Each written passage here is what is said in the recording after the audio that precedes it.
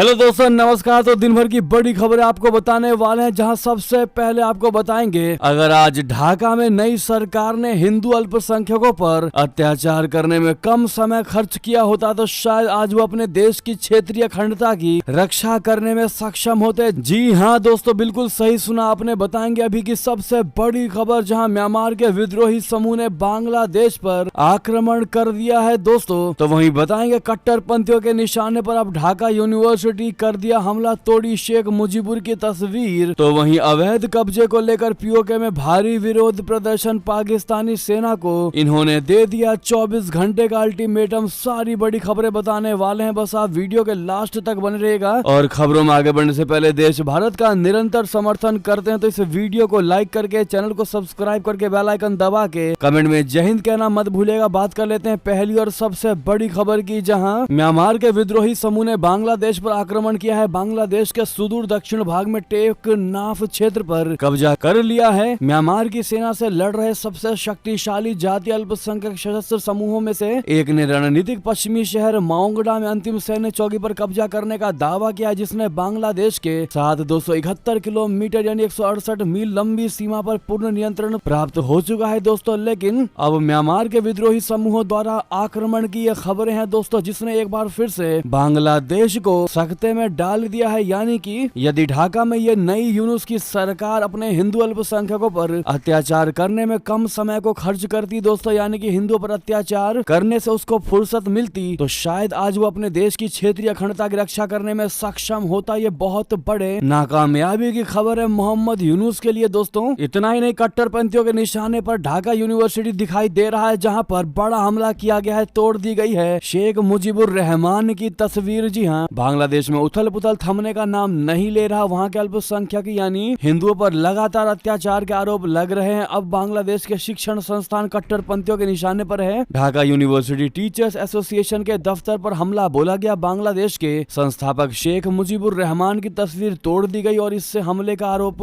कट्टरपंथियों पर लगाया गया है। शिक्षक संगठन के कार्यालय पर हमले को लेकर शिक्षक संगठनों में काफी ज्यादा रोष है, काफी ज्यादा गुस्सा है। शिक्षक संघ की महासचिव जीनत हुदा ने जानकारी दी है कि शनिवार रात करीब 10 बजे सरकार समर्थक 20 से 30 लोगों का एक समूह शिक्षक संघ के कार्यालय में जबरन घुस गया और तोड़फोड़ की। शहीद बुद्धिजीवी दिवस पर श्रद्धांजलि देने के लिए रखे गए फूलों को भी नष्ट कर दिया गया। उन्होंने कहा कि इस तरह के हमले और बर्बरता शैक्षणिक संस्थानों के लिए अनएक्सेप्टेबल है, अस्वीकार्य है। तो उधर मोहम्मद यूनुस के देश संभालने के बाद इस देश के राष्ट्रपति पहुंचे बांग्लादेश। दरअसल शेख हसीना के पतन के बाद पहली बार किसी देश के राष्ट्रपति बांग्लादेश दौरे पर पहुंचे हैं। जी हाँ, विदेश मामलों के सलाहकार मोहम्मद तौहीद हुसैन ने रविवार को तिमोर लेस्ते के राष्ट्रपति जोस रामोस हुर्ता से मुलाकात की और आपसी हित के मुद्दों पर चर्चा की। तिमोर लेस्ते दक्षिण पूर्व एशिया का एक छोटा देश है जो इंडोनेशिया से अलग होकर 2002 में एक अलग देश बना है। मोहम्मद तौहीद हुसैन के साथ राष्ट्रपति जोस रामोस की मुलाकात ढाका के एक होटल में हुई है, जहाँ दोनों ही नेताओं ने आपसी रिश्ते मजबूत करने पर जोर दिया। जोस रामोस ने इसके बाद बांग्लादेश के आंतरिक प्रधानमंत्री मोहम्मद यूनुस से मुलाकात की। प्रोफेसर मोहम्मद यूनुस और तिमोर लेस्ते के राष्ट्रपति जोस रामोस के बीच ये मुलाकात सार्थक रही और दोनों देशों के बीच संबंधों को नई ऊंचाई पर ले जाने के लिए नेताओं ने अपने विचार साझा किए। लेकिन दोस्तों, क्या इन देशों को ये समझ में नहीं आता कि बांग्लादेश में आज हिंदुओं को लेकर, अल्पसंख्यकों को लेकर क्या स्थिति है? ऐसे में जब तक ये चीजें सॉर्ट आउट नहीं हो जाती, तब तक किसी अन्य देश के प्राइम मेंबर्स को बांग्लादेश की यात्रा नहीं करनी चाहिए। ये हमारा सुझाव है। बाकी दूसरे देशों को लगता है कोई फर्क ही नहीं पड़ता, उन्हें बस अपने व्यापार से मतलब होता है। आपकी क्या है इस पर राय दोस्तों, बताना बिल्कुल मत भूलिएगा। वहीं अगली बड़ी खबर बता दें, जहां पर अवैध कब्जे को लेकर पीओके में बड़ा विरोध प्रदर्शन, पाकिस्तानी सेना को दे दिया गया 24 घंटे का अल्टीमेटम। नहीं तो क्या होगा बता दे। पाकिस्तान अधिकृत कश्मीर यानी पीओके के लोगों ने रविवार को पाकिस्तानी सेना के खिलाफ जमकर विरोध प्रदर्शन किया। पाकिस्तानी सेना ने रावलकोट के बांजोसा झील पर कब्जा कर लिया है। उसने वन भूमि पर भी कब्जा कर लिया है और अवैध निर्माण किया जा रहा है। वहीं पीओके के लोग इसका विरोध कर रहे हैं। विरोध प्रदर्शन के साथ ही पीओके के लोगों ने पुंछ प्रशासन और पाकिस्तानी सेना को 24 घंटे के अंदर जमीन पर निर्माण कार्य बंद करने का अल्टीमेटम दिया है। छोटा गल्ला, बंजोसा, जंडाली और हुसैन कोट के खास लोगों ने पुंछ प्रशासन को बंजोसा झील रावलकोट कश्मीर के पास वन भूमि पर निर्माण कार्य बंद करने के लिए 24 घंटे का अल्टीमेटम दिया है, जिस पर कथित तौर पर पाकिस्तानी सेना का कब्जा है। उन्होंने चेतावनी चेतावनी दी है कि किसी भी परिणाम के लिए प्रशासन जिम्मेदार होगा। जी हाँ, उन्होंने कहा है कि पाकिस्तानी सेना को सख्त चेतावनी है कि अगर 24 घंटे के अंदर अवैध कब्जा नहीं हटाया गया तो आगे के परिणामों के लिए प्रशासन खुद जिम्मेदार होगा और हमें भी नहीं पता कि हम उसके बाद क्या करेंगे क्या नहीं। जी हाँ दोस्तों, ऐसे में आप मान लीजिए कि पीओके में बड़ा ही विषम स्थिति है दोस्तों। वहाँ की जनता पूरे तरीके से फेडअप हो चुकी है, परेशान हो चुकी है पाकिस्तान के हुक्मरान से और दुनिया में बेइज्जती करवाने वाली इस पाकिस्तानी आर्मी से। दोस्तों ऐसे में पीओके के लोग भी अब चाहते हैं कि उनको भारत में मिला लिया जाए और बार बार वो भारत से भी रिक्वेस्ट करते ही हैं। ऐसे में अब देखना ये होगा कि क्या 24 घंटे के अंदर पाकिस्तानी सेना इन क्षेत्रों से अपना कब्जा हटाती है कि नहीं हटाती। वहीं आपको बता दें, भारत ने खिलौनों से दे दी चीन को बड़ी शिकस्त। 4 साल में बदल डाला पूरा का पूरा गेम। दोस्तों भारत का खिलौना बाजार अब घरेलू और अंतर्राष्ट्रीय स्तर पर अपनी पहचान बना रहा है। 4 साल के अंदर भारत ने चीन से खिलौनों का आयात 80% तक कम कर दिया है। जी हाँ, सरकार द्वारा लगाए गए उच्च टैरिफ और कड़े गुणवत्ता नियंत्रण नियमों ने इसमें अहम भूमिका निभाई। भारत ने वित्तीय वर्ष 2020 से 24 के बीच खिलौनों पर कस्टम ड्यूटी को 20% से बढ़ाकर 70% कर दिया और क्वालिटी कंट्रोल ऑर्डर लागू किया। इसका नतीजा ये रहा कि वित्तीय वर्ष 2020 में चीन से $235 मिलियन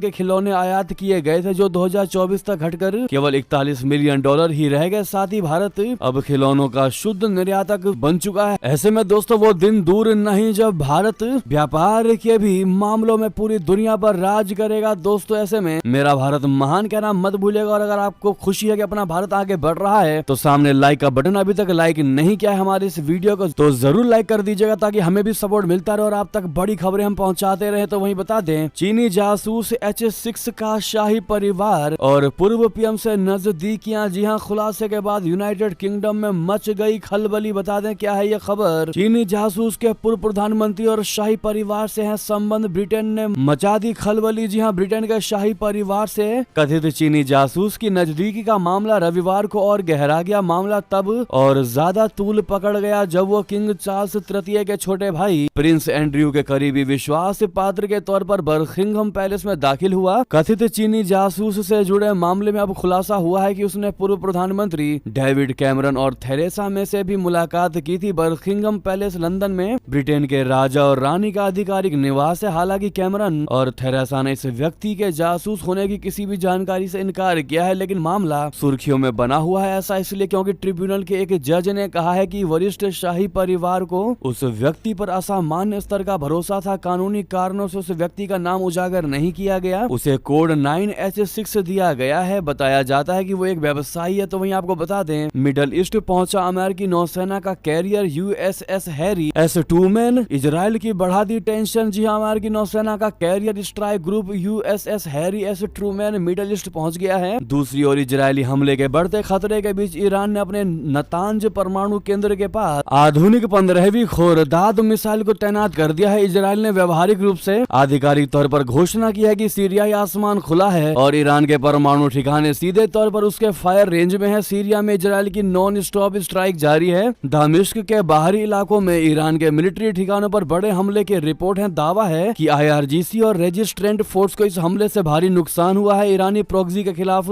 अमेरिका भी आक्रामक है। इजराइल ने सीरिया में 4 घंटे में 52 हवाई हमले किए। दमिश्क, होम्स, हामा और दारा में बमबारी से कोहराम मच गया। वहीं बता दें, नेपाल के संविधान में हो सकता है बड़ा संशोधन। गृह मंत्री रमेश लेखक ने बताया कब और कैसे शुरू होगी प्रक्रिया। दरअसल नेपाल के गृह मंत्री रमेश लेखक ने रविवार को यह घोषणा की है कि देश के संविधान में आवश्यक संशोधन के लिए सभी राजनीतिक दलों की सहमति सुनिश्चित की जाएगी। मंत्री ने संविधान संशोधन की आवश्यकताओं को महसूस करते हुए इसे संघीय लोकतांत्रिक गणराज्य की मजबूती देने के लिए जरूरी बताया। उनका कहना था कि संविधान में बदलाव का फैसला केवल 2 दलों के बीच नहीं होगा बल्कि इसमें सभी राजनीतिक दलों की सहमति ली जाएगी। रमेश लेखक ने मीडिया से बात करते हुए कहा कि संविधान संशोधन के लिए शुरुआती बातचीत जरूरी हो चुकी है। यह मुद्दा केवल नेपाली कांग्रेस और नेपाली कम्युनिस्ट पार्टी के बीच नहीं हल होगा। उनका ये बयान तब सामने आया जब देश में संविधान संशोधन की मांग तेज हो गई है, जिसमें विभिन्न मुद्दों पर राजनीतिक दलों के बीच मतभेद हो सकते हैं। वहीं आपको बता दें, पाकिस्तान में पैसों का समंदर बहाने जा रहा है। चाइना आखिर कैसे ये बढ़ाएगा भारत की टेंशन। बता दें, चीन के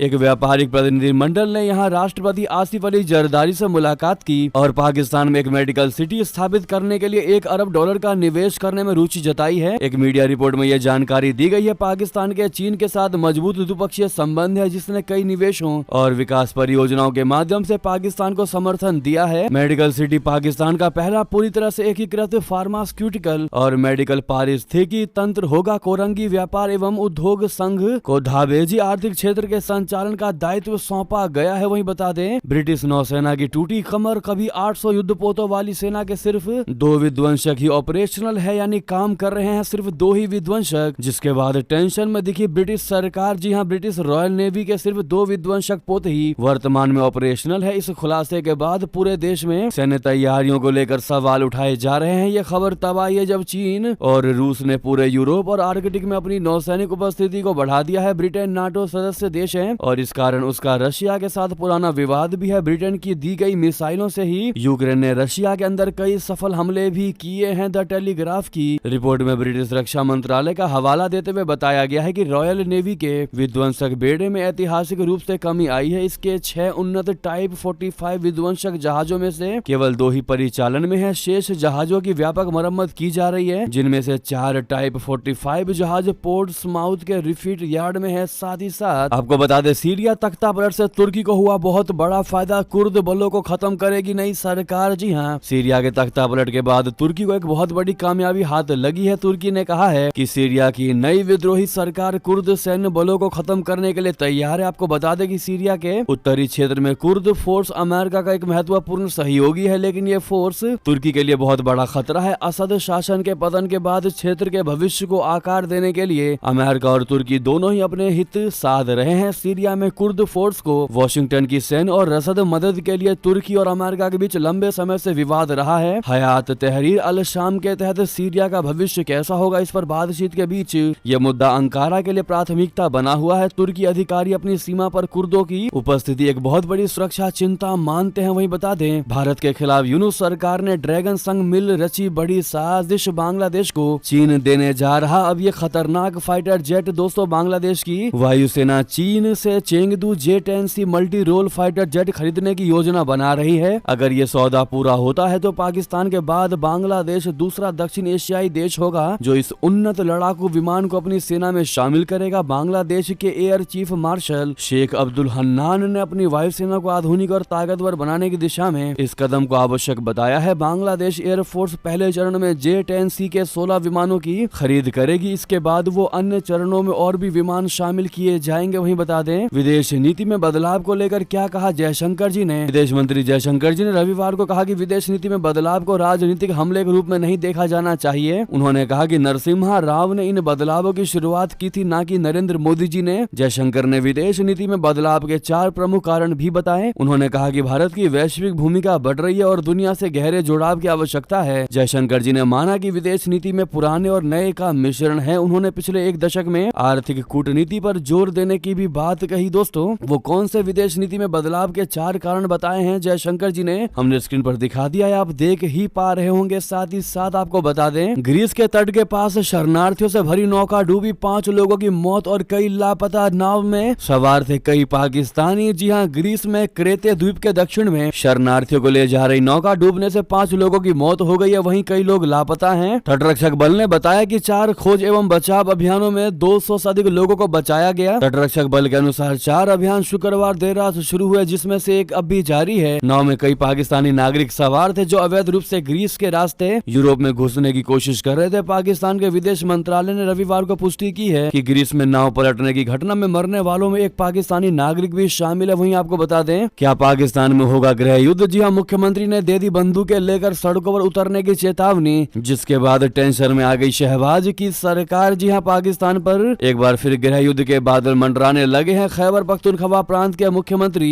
अली अमीन गंडापुर ने शनिवार को कहा कि अगर इमरान खान को रिहा नहीं किया गया तो तहरीके इंसाफ के कार्यकर्ता बंदूकें लेकर सड़कों पर उतरेंगे। उन्होंने इमरान खान से शांति की वकालत बंद करने का भी आग्रह किया। इमरान खान लंबे समय से जेल में बंद हैं और उनके खिलाफ जल्द ही सैन्य मुकदमे शुरू होने का अंदेशा है। एबटाबाद में समारोह को संबोधित करते हुए मुख्यमंत्री गंडापुर ने कहा कि इमरान खान, अल्लाह के लिए शांति की वकालत बंद करो। अगली बार हम शांति के बारे में बात नहीं करेंगे। जब हम हथियारों के साथ बाहर आएंगे तो हम दिखा देंगे कि कौन भागता है और कौन भगाता है। तो वहीं बता दें, नेपाल CAAN यानी कान ने एवरेस्ट के ऊपर हेलीकॉप्टर उड़ानों पर प्रतिबंध को कर दिया खारिज। दोस्तों, नेपाल के के नागरिक उड्डयन प्राधिकरण यानी CAAN ने सागरमाथा राष्ट्रीय उद्यान के अधिकारियों द्वारा जारी उस नोटिस पर आपत्ति जताई है, जिसमें वाणिज्यिक उद्देश्य से विभिन्न हेलीकॉप्टर के राष्ट्रीय उद्यान के ऊपर से उड़ान भरने को प्रतिबंधित किया गया है। CAAN ने एक बयान में कहा कि ध्वनि प्रदूषण की जांच और क्षेत्र में पर्यावरण एवं वन्य जीवों की सुरक्षा के नाम पर माउंट एवरेस्ट के प्रवेश द्वार खुम्बू क्षेत्र में वाणिज्यिक हेलीकॉप्टरों के उड़ान भरने पर पूर्ण प्रतिबंध लगाने के लिए राष्ट्रीय उद्यान के अधिकारियों द्वारा जारी नोटिस पर हमारा ध्यान आकर्षित किया गया है। वहीं बता दें, थू करवाने के बाद हरकत में आई बांग्लादेश की सरकार अब हिंदुओं के मंदिर पर हमला करने वालों को किया है गिरफ्तार। जी हां, बांग्लादेश में हिंदुओं के खिलाफ लगातार हिंसा के बीच एक एक्शन भरी खबर आई है दोस्तों, जहां पर दुनिया भर में थू करवाने के बाद बांग्लादेश का मोहम्मद यूनुस प्रशासन एक्शन लेने पर मजबूर हुआ है। बांग्लादेशी अधिकारियों ने सुनामगंज जिले में इस महीने की शुरुआत में हिंदू समुदाय के घरों और दुकानों के साथ साथ एक हिंदू मंदिर में तोड़फोड़ के सिलसिले में 4 कट्टरपंथी को गिरफ्तार किया है। मुख्य सलाहकार कार्यालय की प्रेस रिलीज के मुताबिक संदिग्धों में अली हुसैन, सुल्तान अहमद राजू, इमरान हुसैन और शाहजहां हुसैन को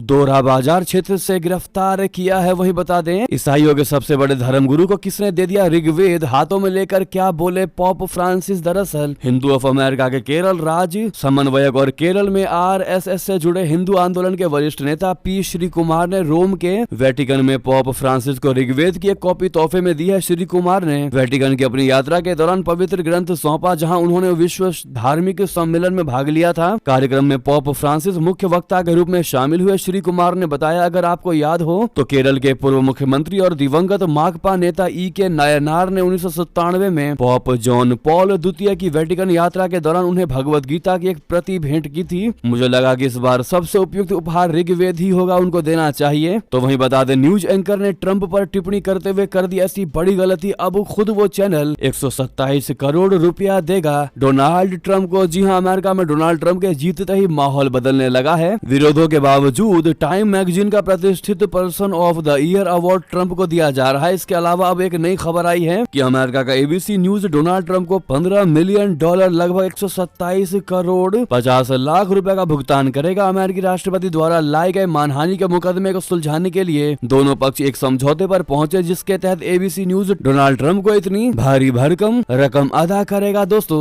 रिपब्लिकन नेता ने समाचार नेटवर्क के शीर्ष एंकर जॉर्ज स्टेफानोपोलस की ऑन एयर टिप्पणियों पर मुकदमा दायर किया था, जिसमें सुझाव दिया गया था कि पूर्व राष्ट्रपति को बलात्कार के लिए उत्तरदायी पाया गया था। मार्च में रिपब्लिकन सीनेटर नैन्सी मेस का साक्षात्कार लेते समय स्टेफानोपोलस ने यह टिप्पणी की थी, जो गलत साबित हुई। अब न्यूज एंकर की गलती की वजह से चैनल 127 करोड़ 50 लाख रुपए डोनाल्ड ट्रंप को सौंपने जा रहा है। दोस्तों, वहीं आपको बता दें, तबला वादक उस्ताद जाकिर हुसैन के हेल्थ को लेकर बड़ी खबर आ रही है, जहां संगीतकार सलीम ने कहा कि उनकी हालत गंभीर है। उस्ताद के भांजे की पोस्ट आई है कि उनके लिए दुआ करें। दोस्तों, विश्व विख्यात तबला वादक और पद्म विभूषण उस्ताद जाकिर हुसैन के निधन की खबर रविवार रात आई। उस्ताद सैन फ्रांसिस्को के अस्पताल में भर्ती थे। वहीं के सूत्रों के दावे से उनके निधन की बात कही जा रही थी। संगीतकार जोड़ी सलीम सुलेमान के सलीम मर्चेंट ने मीडिया को कहा है कि उनकी हालत गंभीर। ऐसे में दोस्तों, परिजन ने रिक्वेस्ट की है जनता से कि सलामती की दुआ करें। ऐसे में आपको अगली बड़ी खबर बता दें, जहां महाराष्ट्र में मंत्रियों को मिलेगा 2.5 साल का कार्यकाल, 2 दिनों में बढ़ जाएंगे विभाग। सीएम फडणवीस ने बताया सरकार चलाने का पूरा फार्मूला। दोस्तों, महाराष्ट्र में कल देवेंद्र फडणवीस की कैबिनेट का विस्तार हुआ। नागपुर में शपथ ग्रहण समारोह का आयोजन किया गया। जानकारी के मुताबिक इसमें 39 विधायकों ने मंत्री पद की शपथ ली। सूत्रों की माने तो जिस गृह विभाग पर शिवसेना नजर जमाए हुए थे वो बीजेपी के खाते में रहेगा। साथ ही बीजेपी ने गृह, राजस्व, सिंचाई और शिक्षा विभाग अपने पास रखा है। सामने आया है कि मंत्रियों का कार्यकाल सिर्फ 2.5 साल का होगा। शपथ ग्रहण के बाद मुख्यमंत्री देवेंद्र फडणवीस ने मीडिया में बातचीत में आगे की कार्रवाई की योजना भी बता दी। उन्होंने बताया कि इस मंत्रिमंडल में 6 मंत्री राज्य मंत्री है और अगले 2 दिनों में पोर्टफोलियो भी दे दिए जाएंगे और इसकी घोषणा कर दी जाएगी। मुख्यमंत्री ने ये भी कहा है कि मंत्रालयों के वितरण पर सर्वसम्मति बन गई है और इसे अंतिम रूप दे दिया गया है। तो वहीं आपको बता दें, हिंदुत्व एजेंडे पर वापसी कर रही है क्या उद्धव ठाकरे की सेना? चुनाव में करारी हार है या फिर कोई और है ऐसी वजह है कि हिंदुत्व एजेंडे को समर्थन देती नजर आ रही है? दोस्तों, महाराष्ट्र विधानसभा चुनाव में करारी हार मिलने के बाद उद्धव गुट ने अपनी रणनीति बदल दी है। पार्टी नेताओं के हालिया बयानबाजी से संकेत मिल रहे हैं कि पार्टी अपने मूल हिंदुत्व एजेंडे पर लौट रही है। पार्टी ने रविवार को पड़ोसी देश बांग्लादेश में अगस्त में शेख हसीना सरकार के पतन के बाद वहां हिंदुओं पर हो रहे अत्याचारों के लिए केंद्र पर कड़ा हमला किया और अब वो मुंबई के दादर स्टेशन के बाहर स्थित